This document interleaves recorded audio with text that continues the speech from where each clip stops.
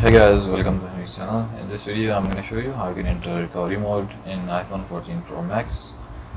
So here we go. Connect the cable, press volume up key, volume down key, and then hold the power button. Keep holding the power button.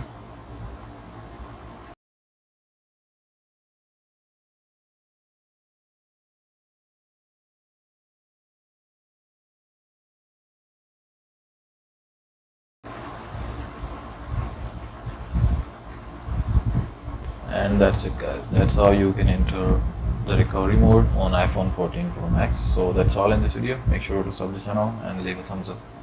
Bye for now.